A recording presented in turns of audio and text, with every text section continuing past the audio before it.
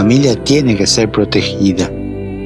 Son muchos los peligros a los que están enfrentados. El ritmo de vida, el estrés.